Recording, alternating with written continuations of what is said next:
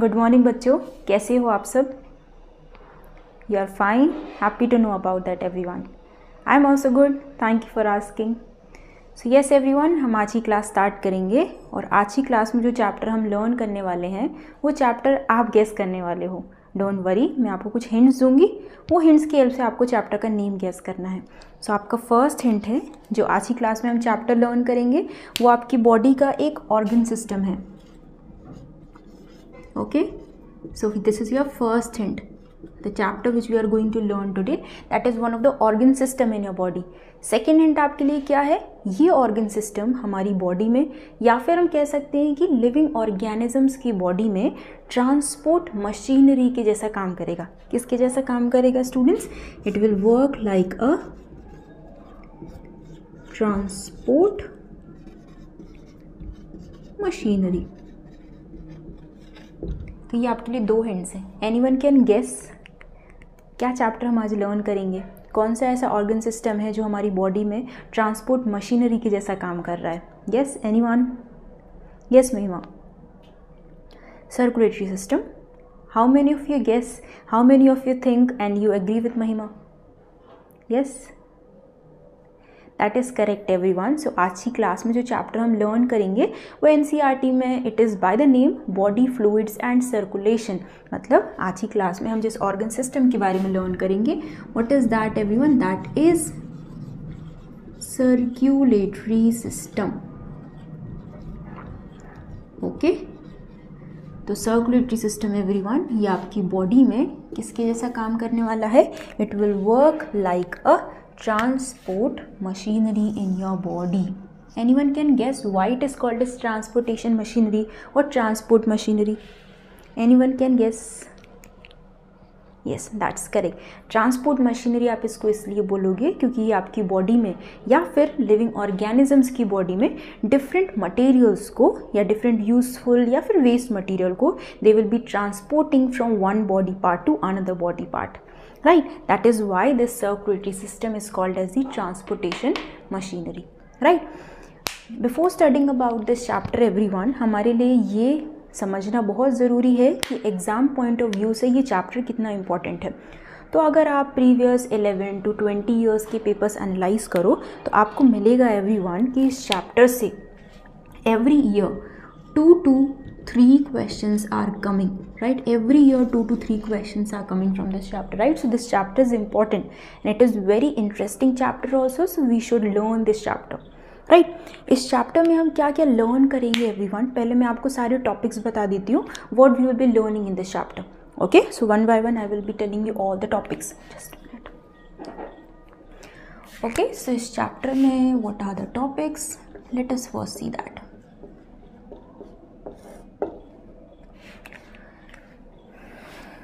सबसे पहले एवरीवन इस चैप्टर में हम क्या लर्न करेंगे? इस चैप्टर में सबसे पहले हम लर्न करेंगे इम्पॉर्टेंस कि सर्कुलेटरी सिस्टम इम्पॉर्टेंट क्यों है. कोई भी चैप्टर एवरीवन या किसी भी सिस्टम के बारे में हम लर्न करते हैं तो सबसे ज़्यादा ज़रूरी ये है ये समझना कि उस चैप्टर को या उस सिस्टम को हम क्यों लर्न कर रहे हैं. तो यहाँ पे हम सर्कुलेटरी सिस्टम के बारे में अगर लर्न कर रहे हैं तो सबसे पहले हमें ये समझना ज़रूरी है कि वो इम्पॉर्टेंट क्यों है. राइट, सो सबसे पहले we will study about importance of circulatory system.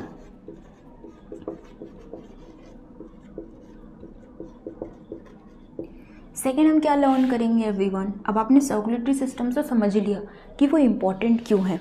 Right, next अब हमें क्या समझना है? नेक्स्ट अब हमें ये समझना है कि ये सर्कुलेटरी सिस्टम काम कैसे करेगा. राइट, और we can say what are the different components of this circulatory system. Right, so second जो हम लर्न करेंगे इस चैप्टर में that is the different components of circulatory system.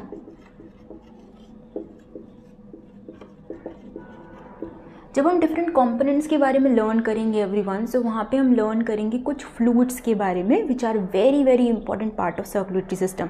So next जो टॉपिक हम लर्न करेंगे what is that? That is what are the different fluids involved. Right. So यहाँ पे हम 3 टाइप के फ्लूइड्स के बारे में लर्न करेंगे और आपकी एनसीईआरटी में एवरीवन एक लाइन मेंशन है, that is blood is the most commonly used fluid in the circulatory system in most of the organism, right. So जितने भी फ्लूइड्स हम लर्न करेंगे उसमें से ब्लड सबसे ज़्यादा कॉमनली यूज्ड है, राइट। सो यहाँ पे ब्लड के अलावा 2 और फ्लूइड के बारे में हम लर्न करेंगे। सबसे पहले we will learn about the blood, we will learn about the lymph and also we will be learning about the water. Water भी यूज़ होता है students in the circulatory system as a fluid, right. कुछ lower organisms होते हैं जैसे कि sponges हैं, coelenterates हैं, we will learn about them. उनमें वाटर को यूज़ किया जाता है as a fluid in the circulatory system, right. Next इसके बाद हम क्या लर्न करेंगे एवरीवन, जैसे मैंने आपको बताया आपकी एनसीईआरटी में लाइन मेंशन्ड है that blood is the most commonly used fluid in the circulatory system in most of the organism. तो फिर हम ब्लड के बारे में डिटेल में लर्न करेंगे that what is the composition of blood, blood में प्रेजेंट क्या होता है, किन चीज़ों को मिला के आपका ब्लड बनता है, राइट। सो हम लास्ट लर्न करेंगे about the blood and its composition,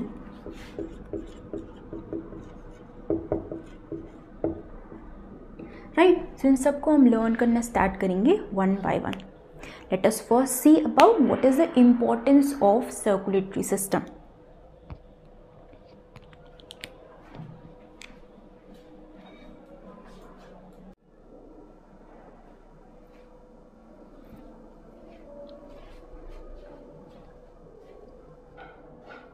okay students, so now let's understand all of these topics 1 by 1। सबसे पहले हम अंडरस्टैंड करेंगे the first topic, what is the importance of circulatory system.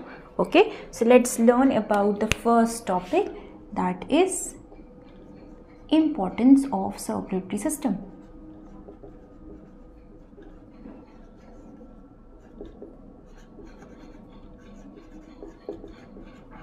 सोचो आप इसके बारे में everyone, why this circulatory system is important. Yes, why this circulatory system is important.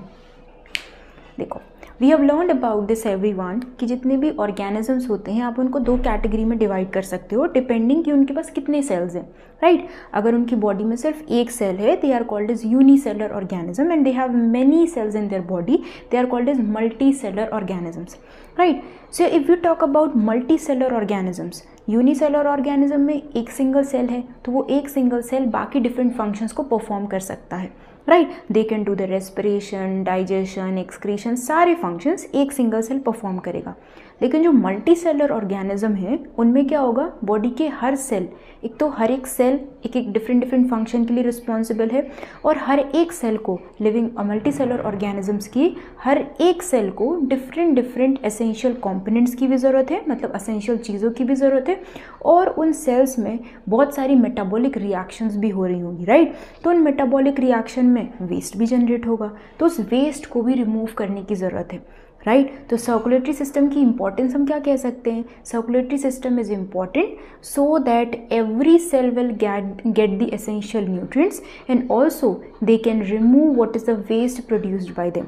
तो मतलब एसेंशियल न्यूट्रिएंट्स की सप्लाई के लिए और वेस्ट जो वहाँ पे प्रोड्यूस हुआ है उसको रिमूव करने के लिए this circulatory system is important, right. So what we can write in this? We can write circulatory system is important to supply, first point this is okay, I am writing is A, to supply essential nutrients. Essential nutrients that means everyone, जो food आप खा रहे हो, right, वो food digest हो रहा है, तो डाइजेस्टेड फूड की भी हर सेल को ज़रूरत है, तो वो भी कैसे पहुंचेगा हर एक सेल तक, with the help of the circulatory system only, right. तो एसेंशियल न्यूट्रिएंट्स की हर एक सेल को ज़रूरत है, तो वो इससे सप्लाई होगा, और जितनी भी जो ट्रांसपोर्ट गैसेज हैं like oxygen, right, so oxygen की सप्लाई के लिए this is the first importance to supply essential nutrients, oxygen to each cell of body.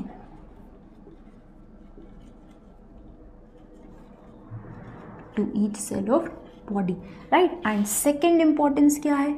Second importance है कि जो भी waste produced होगा by each cell, that is also to be removed from the body. तो उसको remove करने का काम भी किसका होगा? Circulatory system का. Second point we can write, to remove, to collect and remove, that will be the most correct statement, right? So what we can write, the second function or the second importance of circulatory system is to collect and remove the waste produced by each cell, right. Remove करने में तो different organ system है, excretory system, लेकिन उसको collect करके excretory system तक पहुंचाने का काम किसका होगा? That will be the work of circulatory system. So they will B mainly helping in the removal, right? They will be mainly helping in the collection and they will be transporting this waste to the excretory system so that the excretory system can remove this waste out of the body, right? So these are the two main importance of circulatory system which you can remember. So ये आपका first topic complete हो गया। हमने यहाँ पे ये समझा कि circulatory system important क्यों है। अब जो second topic हमें आज की क्लास में learn करना है everyone, what is that?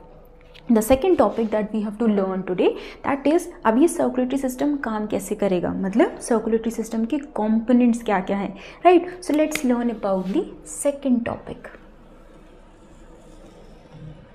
I hope ये सबको clear हो गया होगा. Anyone have doubt in this?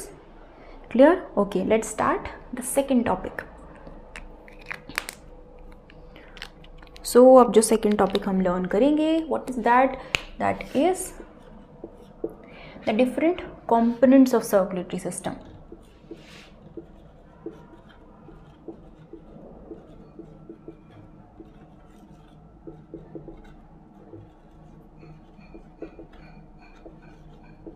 क्या क्या components हो सकते हैं everyone? सोचो।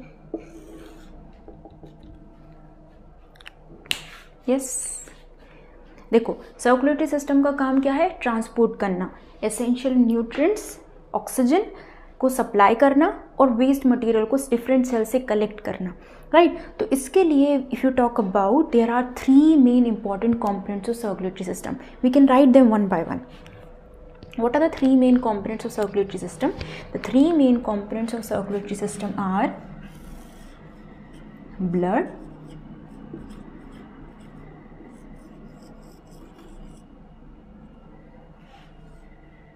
blood vessel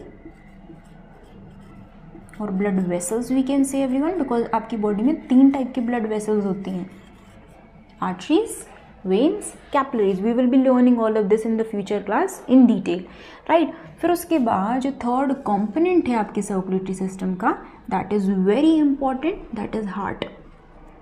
So these are the three components of your circulatory system. अब देखो, इनको याद कैसे आप रख सकते हो, उसके लिए मैं आपको एक ट्रिक बताती हूँ. देखो, आपके हाउसेस में होता है वाटर सप्लाई सिस्टम. कैसे काम करता है वो? जैसे कि हमारे हाउसेस की जो टेरेस होती हैं, वहाँ पे हमारे पास होता है पानी की टंकी, water tank, right? Water tank से डिफरेंट पाइप्स का नेटवर्क होता है. वो पाइप के नेटवर्क से वाटर जो है वो आपके घर के जितने भी टैप्स हैं वहाँ पे पानी सप्लाई करेगा, राइट? तो इसको अगर आप अपनी बॉडी के सर्कुलेटरी सिस्टम से कंपेयर करो तो आपका सर्कुलेटरी सिस्टम भी तो कुछ ऐसे ही काम कर रहा है. आप सोच रहे होगे कैसे? Let me tell you. देखो, जैसे कि मैंने आपसे बोला कि आपके टेरेस पे पानी की टंकी, आपको पता है how we are filling that water tank with the help of motors, right? अगर आप ग्राउंड फ्लोर पे रहते हो और अगर आपकी टेरेस सपोज सेकंड या थर्ड फ्लोर पे है, सो व्हाट वी डू, हम पंप्स या मोटर्स को यूज़ करते हैं जिससे कि पानी आपकी टंकी में फिल हो, राइट? तो हमारी बॉडी में भी एक ऐसा पंप के जैसा काम कर रहा है जो कि हमारी बॉडी में ब्लड को हर एक सेल तक पहुँचाएगा, राइट? सो कौन सा वो पंप है जो हमारी बॉडी में एक वाटर यू कैन से मोटर के जैसा काम कर रहा है? So that is heart. तो आप इसको कैसे याद रख सकते हो कि जैसे हमारे घर में वाटर सप्लाई सिस्टम में मोटर्स काम करती हैं, वैसे ही हमारी बॉडी में एक और मोटर है, एक पंप है. What is that? That is heart. So heart work like a pump और you can say like a motor. In this way you can remember this, right? फिर उसके बाद अब आपके वाटर टैंक है. वाटर टैंक से पानी सप्लाई कैसे होता है? By flowing in the pipes which are there. तो हमारी बॉडी के अंदर भी जब ब्लड फ्लो करता है तो ब्लड पाइप्स के अंदर फ्लो करता है. तो हमारी बॉडी के अंदर जो पाइप्स हैं, what are that are blood vessels. तो हमारे जो ब्लड वेसल्स हैं वो वाटर सप्लाई सिस्टम में किसके जैसा काम करते हैं? पाइप्स के जैसे और ट्यूब्स के जैसे. So we can say these blood vessels will work just like pipes और tubes you can say.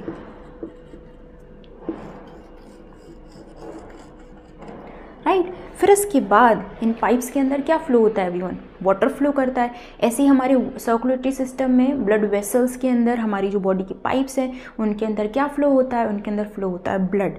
Right. So we can say just like water flows in these pipes or tubes, this blood will be flowing inside the blood vessels, so it will behave just like a water. तो ये मैंने आपको क्या बताया everyone? ये मैंने आपको बताया कि किसको आप कैसे याद रख सकते हो.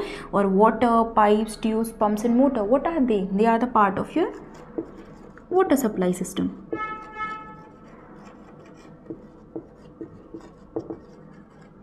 राइट. सो एवरीवन, आपको जब भी बायो में एक हिंट मैं आपको देती हूँ, अगर आपको कोई भी चीज़ को याद रखना है ना, तो आपको उसको ट्रिक्स बना के अगर आप याद रखोगे तो आपको ज़्यादा लॉन्ग टाइम तक याद रहेगा. तो अगर आप ये ट्रिक बना के याद रखते हो कि सर्कुलेटरी सिस्टम को आपने कंपेयर कर लिया वाटर सप्लाई सिस्टम के से, तो आपको हर एक कॉम्पोनेंट इसका ईजिली याद रह जाएगा. पंप किसके जैसे काम करेगा? हार्ट के जैसे. आप जो पाइप्स और ट्यूब्स हैं उसके जैसा हमारी बॉडी में कौन काम कर रहा है? Blood vessels. और ब्लड वेसल्स के अंदर, और जैसे पाइप्स के अंदर वाटर फ्लो करता है, ऐसे ब्लड वेसल्स के अंदर कौन फ्लो करता है? The blood will be flowing. Right. So with this everyone, हमने जो 2 टॉपिक्स लर्न करने थे आज की क्लास में वो कंप्लीट कर लिए हैं. सबसे पहले हमने लर्न किया about the importance of circulatory system. हमने समझा सर्कुलेटरी सिस्टम इंपॉर्टेंट क्यों है. इंपॉर्टेंट या एसेंशियल न्यूट्रिएंट्स को, ऑक्सीजन को सप्लाई करने के लिए बॉडी के हर एक सेल को, और वहाँ से वेस्ट मटेरियल को कलेक्ट करने के लिए. राइट. नेक्स्ट हमने क्या लर्न किया? नेक्स्ट हमने लर्न किया what are the different components of your circulatory system. तो हमने लर्न किया ब्लड वेसल्स, हार्ट. फिर इसको याद रखने के लिए हमने क्या किया? वाटर सप्लाई सिस्टम से इसको कंपेयर किया. Now everyone, let's learn about the third topic. We will be learning the third topic.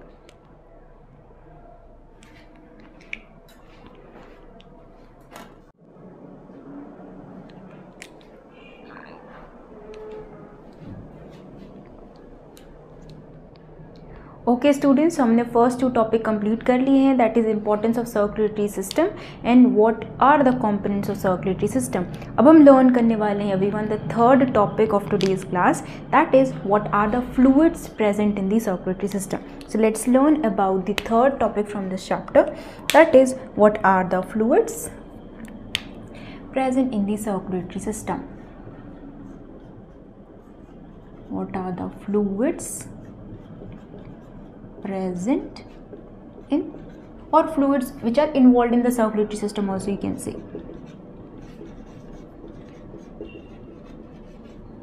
Okay, so what are the fluids everyone which are present in the circulatory system? So everyone, different type के fluids use होते हैं different organism में for the circulation. Let us first learn about the lower organism first. जितने भी जो lower organisms होते हैं जैसे कि sponges, जिनको आप पोरीफेरा भी कहते हो, सिलेंट्रेट्स, तो जितने भी जो लोअर ऑर्गेनिजम्स हैं उनकी बॉडी में क्या होगा? वाटर उनकी बॉडी के अंदर फ्लो होगा, और with the help of water they are doing the circulation. मतलब जितने भी जो एसेंशियल न्यूट्रिएंट्स होंगे, ऑक्सीजन होंगे, they will be coming into their body, और उनकी बॉडी से जैसे ही वाटर रिमूव आउट होगा the waste will be also removed out of their body. Right, so we can say the first fluid involved in the circulatory system. What is that, everyone? The first fluid which is involved, that is the water.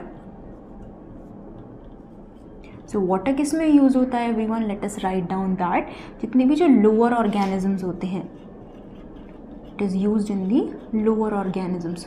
कौन से lower organisms हैं everyone? We can write down that also. Like जितने भी जो members Porifera के हैं, जिनको आप स्पंजेस भी कहते हो, राइट, सिलेंट्रेट्स में.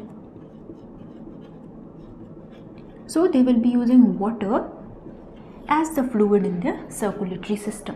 राइट, नेक्स्ट जो फ्लूइड है everyone which is very important, और आपके एनसीईआरटी में again I am saying this thing, it is a most commonly used fluid, that is blood. Right, so blood is the most commonly used fluid. अगर आप animal kingdom में देखो, so in which organisms they will be found. So if you talk about annelids, right, annelids से chordates तक जितने भी animals हैं, Annelida तो कॉर्डेटा, राइट, जितने भी ऑर्गेनिजम्स हैं उन सब में ब्लड यूज होगा in their circulatory system as a fluid, right. Next which is very important, we will be learning about this blood in detail just after few minutes. After this everyone, the third fluid which is also used in the circulatory system, that is also found in the humans, that is lymph. Okay, so lymph is also one of the most, you can say, common fluids. The most common one is the blood, right, but lymph is also used, right. So if you talk about how this lymph will be helping in the circulation, तो अगर आप अपनी body की बात करो everyone, so जितना भी जो फूड हम ईट करते हैं और जो भी फैट उसमें होगा वो फैट हमारी बॉडी के अंदर डाइजेस्ट होगा और उस फैट का एब्जॉर्प्शन और transportation, you will be amazed to know that will be done with the help of this lymph only, right. So what we can write this lymph is used for the transportation of digested fat. Not only this everyone, lymph बाकी चीज़ों के लिए भी use होता है. We will be learning about this lymph in detail in the next class, right. So इसको आप use करते हो for the transportation of digested food. Especially क्या everyone, let's write down that it will be useful for the digestion, for the transportation of the digested fat.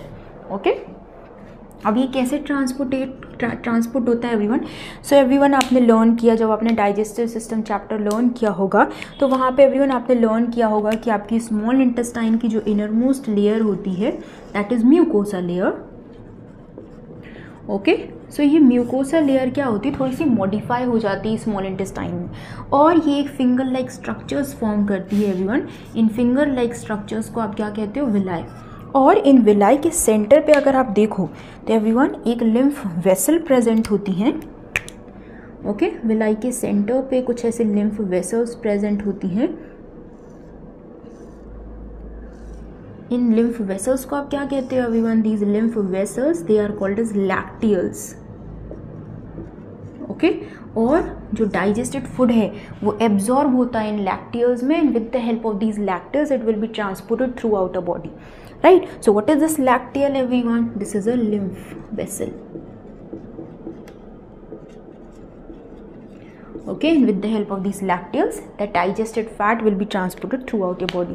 So these are the three fluids everyone जो कि commonly use होते हैं circulatory system में, that is water, blood and the lymph. So with this हमारा जो third topic था आज की क्लास का वो भी complete हो गया है. अब हम लर्न करेंगे everyone आज की क्लास का fourth topic जहाँ पे हमें लर्न करना था इस blood के बारे में. So let's learn about this blood everyone.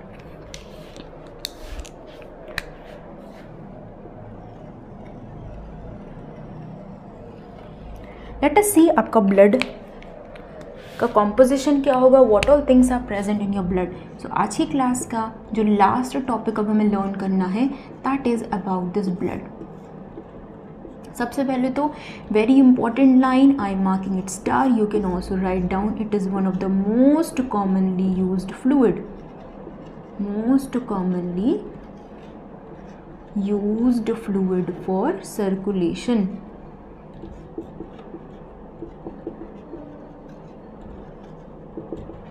For circulation of what everyone? For the circulation of essential and waste substances. Very important line everyone, please note it down. Okay, it is one of the most commonly used. Then everyone अगर आप इस blood के composition को देखो कि इसमें blood में present क्या होता है, so let's learn about the composition of this blood. So आपके ब्लड में, if you talk about your blood, तो आपके ब्लड में एवरीवन दो पार्ट्स होते हैं. आपके ब्लड में होता है कुछ liquid part. Okay, so the first part which is there in your blood that is a liquid part. And आपके ब्लड में होता है कुछ cellular part. Okay, liquid part को आप क्या बोलते हैं everyone, write it down. Liquid part is called as plasma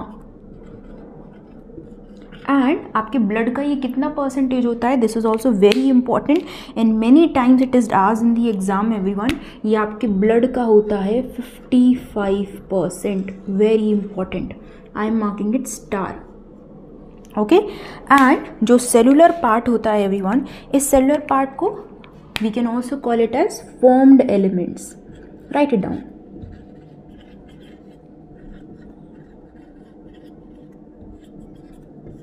okay और ये कितना पार्ट फॉर्म करता है आपके टोटल ब्लड का, सो टोटल ब्लड का it is forming, it is you can से it is taking about 45%,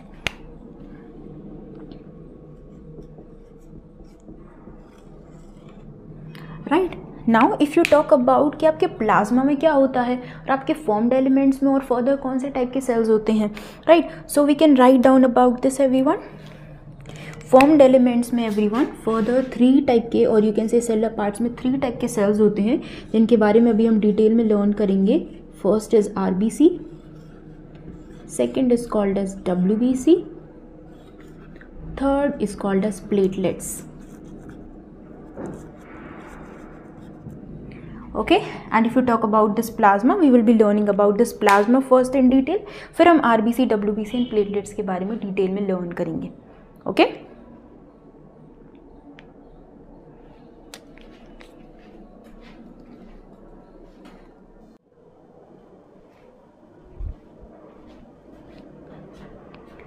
okay everyone, so अब हम नेक्स्ट लर्न करेंगे ब्लड में जो प्लाज्मा पार्ट है उसके बारे में डिटेल में देखते हैं, what is exactly present in plasma. So let's learn about the plasma now. So let's learn about this plasma. सबसे पहले तो everyone if you see your NCERT, तो आपके NCERT में एक लाइन मेंशन है that plasma is a pale, or you can say it is a straw colored and a viscous fluid, it is given in NCERT। तो straw colored का मतलब क्या है, pale yellow, and viscous means it is a thick fluid, okay, so it is straw colored and viscous, it is straw colored and viscous fluid, right। if you see everyone कि आपके plasma में क्या क्या present होता है, let's learn about that. तो आपके plasma में क्या क्या प्रेजेंट होता है एवरीवन, सबसे पहले तो आपके प्लाज्मा में जो सबसे ज़्यादा क्वांटिटी में होता है दैट इज़ वाटर। कितनी क्वांटिटी में होता है everyone water, it is present in about 92%, 90 to 92%, okay, it is present in about 90 to 92% is water। Then everyone, what is present in plasma? Then the next thing which is present in your plasma, that is about proteins. And everyone, what is the amount of protein which is there in your plasma? So about 6 to 8%, that is the proteins। Different types के proteins present होते हैं plasma में everyone, let's learn about all the types. So the 3 types of proteins are present in your plasma. The first type of protein which is there that is fibrinogen, second is globulin, and third type of protein which is present in your plasma, that is albumin। What is the function of each of them? Let's learn about this। Fibrinogen का work होता है everyone, fibrinogen will be helping in the blood coagulation और clotting. सो आप कह सकते हो it will be helping in blood clotting, right. Next if you talk about globulin, तो globulin everyone आपकी एंटीबॉडीज में प्रेजेंट होता है। तो आप कह सकते हो आपकी बॉडी की जो डिफेंस मैकेनिज्म है उसमें ये वर्क करेगा, so they will be helping in defence. Third type का है एवरीवन एल्ब्यूमिन। सबसे पहले तो write down the very important point about albumin, that albumin is the maximum plasma protein. तो 3 टाइप के जो प्रोटीन्स है everyone, fibrinogen, globulin, albumin, among all the 3 albumin is something, albumin is that protein which is present in the maximum content, so it is maximum plasma protein. What is the work of this albumin everyone? इनका work होता है osmotic balance में। Osmotic word का मतलब होता है everyone आपकी body में जो वाटर हैं, सॉल्ट्स हैं, उनका बैलेंस मेंटेन करना। So we can write down about this albumin that it will be helping in the osmotic balance. And what is the meaning of this osmotic? You can write down that also. That is water and salt balance. Okay, so this is about the proteins which are there in your plasma. Third thing which is present in your plasma, first thing is about water, second thing is about the protein. The third content which is there in your plasma, which is that are everyone minerals. क्या क्या minerals present होते हैं everyone आपके plasma में? Right down that. Sodium, calcium, magnesium, chloride and bicarbonate. ये different type के minerals everyone present होंगे आपके प्लाज्मा में. Okay, now everyone, the next thing, so these are the three things which are present in your plasma. The fourth thing which is present in your plasma everyone, that are different clotting factors. Okay, so different type के clotting factors also present होते हैं plasma में. कितने type के clotting factors? Name is self clotting. तो clotting का मतलब ये ब्लड कोगुलेशन या क्लॉटिंग में हेल्प करेंगे. 13 टाइप के क्लॉटिंग फैक्टर्स होते हैं आपके प्लाज्मा में everyone. And very important point आपको याद रखना है, ये प्रेजेंट होते हैं इनएक्टिव फॉर्म में. वेरी इंपॉर्टेंट, इट इज़ आज मेनी टाइम्स कि ये क्लॉटिंग फैक्टर किस फॉर्म में प्रेजेंट होंगे. सो ये प्रेजेंट होंगे इनएक्टिव फॉर्म में. And whenever there is need, जब भी कोई इंजरी होगी तो उस टाइम पे ये क्लॉटिंग फैक्टर्स एक्टिवेट हो जाएंगे and they will be helping in the blood coagulation.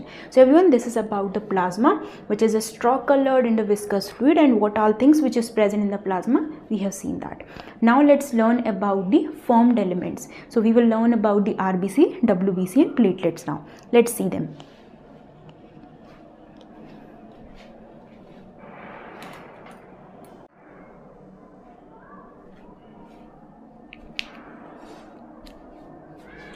Okay everyone, so अब हम लर्न करेंगे सारे फॉर्म्ड एलिमेंट्स के बारे में one by one.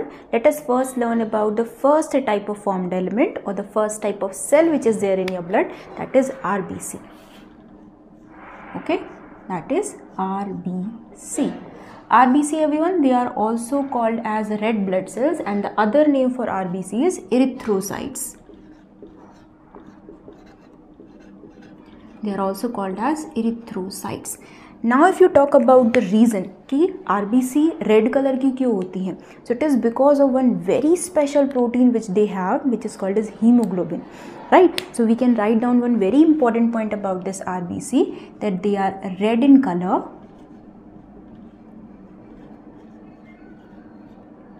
because of respiratory protein everyone. Okay, so जो हीमोग्लोबिन है वो रेस्पिरेटरी प्रोटीन आप उसको कहते हो. ओके, और respiratory pigment we can say, because of respiratory pigment called haemoglobin. Very important कि RBC रेड कलर की क्यों होती है. RBC रेड कलर की इसलिए होगी क्योंकि उसके पास एक रेस्पिरेटरी पिगमेंट होगा which is called as haemoglobin, और इसी हीमोग्लोबिन की वजह से these RBC they are red in colour. Okay, what is the work of this haemoglobin everyone? So आपके ब्लड, वी आर सेइंग कि जो ब्लड है वो ऑक्सीजन को ट्रांसपोर्ट करेगा टू डिफरेंट बॉडी पार्ट्स. अभी ऑक्सीजन कैसे ट्रांसपोर्ट होती है? तो ऑक्सीजन आपके ब्लड में जो RBC है और RBC में जो हीमोग्लोबिन है उसके साथ बाइंड करके it will be transported to all the different body parts, right. Next very important point about this RBC कि अगर आपके ब्लड में आप देखो कि RBC का अमाउंट कितना होता है, what is the content of this RBC. So very important, you can write down RBC का कंटेंट कितना होता है. They are in about 5 to 5.5 millions कितने में? अगर आप 1 मीटर क्यूब ब्लड लोगे तो उसमें आपको RBC का कंटेंट मिलेगा 5 to 5.5 millions, right. So this is the content of RBC. And if you talk about the life span of RBC, that is about 120 days. And if you talk about the shape of them, they are biconcave in shape. So that also you can write down that these RBC they are biconcave in shape. Biconcave का मतलब they will be like this. अगर normal RBC होगी सो they will be having this biconcave shape, right. And what is the lifespan of them? That also we can write down. Okay, so that life span is about 120 days. Also जो mature RBC होती हैं, सो उनके अंदर जो cell organelles होते हैं, they gets destroyed, right, when they gets mature. So जब वो मैच्योर होंगी तो उनके अंदर न्यूक्लियस भी प्रेजेंट नहीं होगा, माइटोकॉन्ड्रिया भी प्रेजेंट नहीं होगा।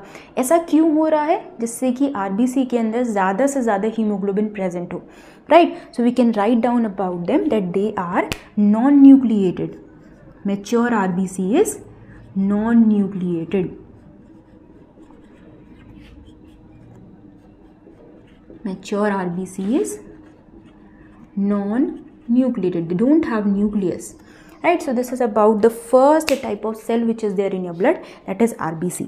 Let's learn about the second type of cell, everyone. What is that? That is WBC.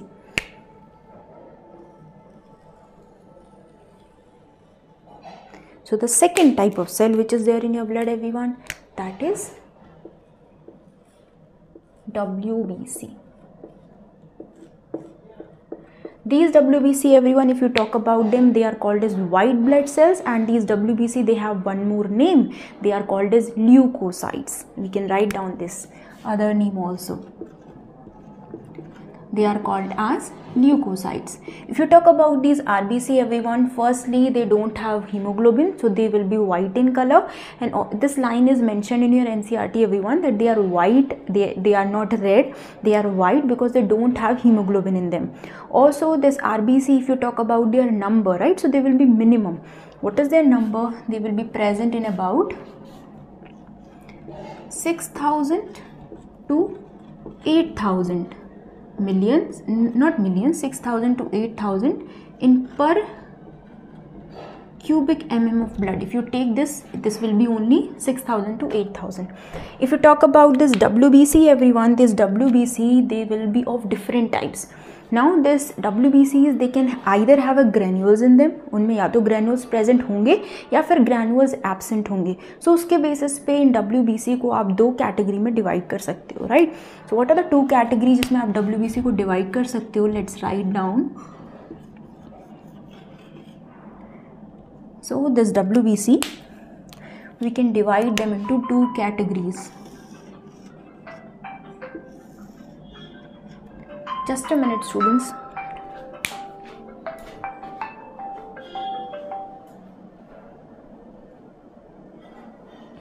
Okay, so this WBC, everyone, we can divide them into two categories. What are the two categories of this WBC? So on the basis of whether they have granules in them or not. If the granules are present, right, तो इनको आप क्या बोलते हो? They are called as granulocytes. Okay, they are called as granulocytes. And if the granules are absent,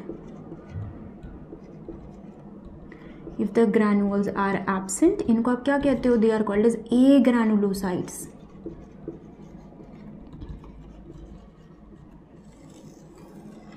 Okay, granulocytes को further different categories में divide किया गया है कि अगर उनके पास ग्रैनुल्स जो हैं वो एसिडिक हैं, बेसिक हैं, या फिर दोनों टाइप के हैं. तो एसिडिक ग्रैनुल्स अगर होंगे, so they have a different name. अगर उनमें एसिडिक ग्रैनुल्स हैं, राइट, तो इनको आप क्या कहते हो? They are called as acidophils या फिर यूसिनोफिल्स,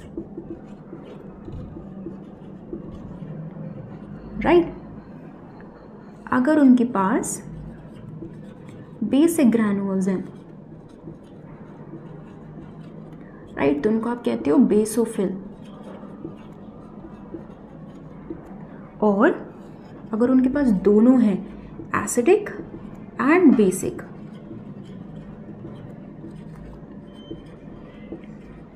राइट, तो इनको आप कहते हो न्यूट्रोफिल्स. नेक्स्ट क्लास में एवरीवन इन सब का हम डिटेल में स्ट्रक्चर देखने वाले हैं, how they will look like. Okay everyone, if you talk about this basophil, इसके बारे में बहुत ही इंपॉर्टेंट है. Many times this question is asked in the exam. ये जो बेसोफिल है, राइट, व्हाट दे डू, इनके जो बेसिक ग्रैनुअल्स हैं वो कुछ केमिकल्स को रिलीज करते हैं. What are they releasing? They are releasing histamine, serotonin and heparin. इनका क्या रोल होता है ये हम नेक्स्ट क्लास में डिटेल में देखेंगे. Okay, so these are histamine, serotonin and heparin, and these neutrophils are also, these three are the example of granulocytes, leukocyte, that means WBC, which have a granules in them. Now the next category everyone, that is agranulocytes. These agranulocytes everyone, we can divide them into two categories. First are called as lymphocytes, and these lymphocytes are further divided into two categories, T lymphocytes and B lymphocytes.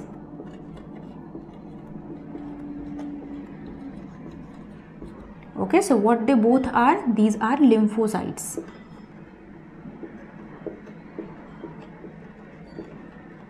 So this is the first type of agranulocyte students, that is lymphocytes. Then the next type of agranulocyte is monocytes. These monocytes, they are phagocytic cell, which helps in phagocytosis. We will be seeing about the structure of all of these in the next class. Okay, so this is about RBC, WBC, and the last category of formed elements which are there, these are platelets. I am writing about them is here. The third type of formed element which is here, that is platelets.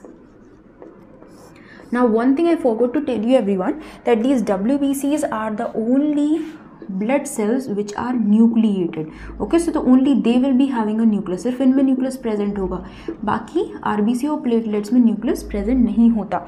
So this RBC is also non-nucleated, and these platelets, they are also non-nucleated.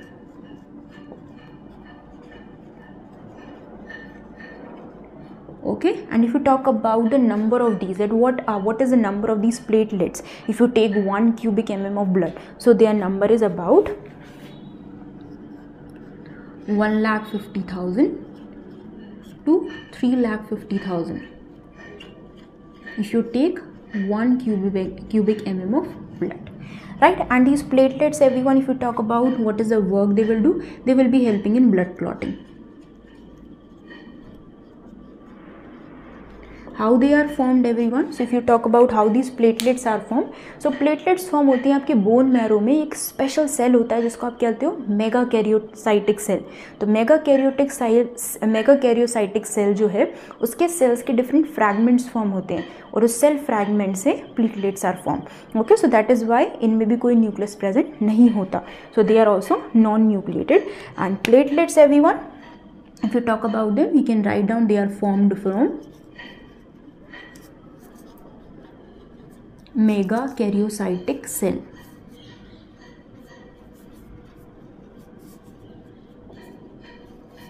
Megakaryocytic cell fragments. Okay, so this is all about today's class everyone. आज की class में हमने क्या क्या learn किया, let us just have a quick summary. सबसे पहले हमने लर्न किया एवरीवन सर्कुलेटरी सिस्टम की इंपॉर्टेंस, कि सर्कुलेटरी सिस्टम इंपॉर्टेंट क्यों है. हमने लर्न किया डिफरेंट न्यूट्रिएंट्स की सप्लाई के लिए वो बहुत ज़रूरी है, वेस्ट मटेरियल को रिमूव करने के लिए बहुत ज़रूरी है. फिर हमने लर्न किया डिफरेंट फ्लूइड जो सर्कुलेटरी सिस्टम में इन्वॉल्व होंगे. ब्लड जो सबसे ज़्यादा कॉमनली यूज्ड फ्लूइड है, वाटर भी यूज़ होता है, लिम्फ भी यूज़ होता है. फिर उसके बाद हमने लर्न किया ब्लड के बारे में डिटेल में, ब्लड में क्या क्या प्रेजेंट है. हमने लर्न किया जो फ्लूइड पार्ट है that is called as plasma. Plasma में क्या क्या चीज़ें प्रेजेंट हैं, मिनरल्स हैं, प्रोटीन्स है, वाटर है, राइट, क्लॉटिंग फैक्टर्स हैं, वो सब हमने लर्न किया. और फाइनली हमने लर्न किया तीनों टाइप के सेल फ्रैगमेंट्स के बारे में, RBC, WBC and platelets. RBC के बारे में हमने लर्न किया why they are red in colour, what is their number. WBC के बारे में हमने लर्न किया what is their role, what are the different types of WBC हमने लर्न किया. And finally we have learned about the platelets, इनका important role होता है ब्लड क्लॉटिंग में. So this is all about today's class everyone. Don't forget to revise everything. Don't forget to practice the questions, and please do come for the next class also. Thank you for joining everyone.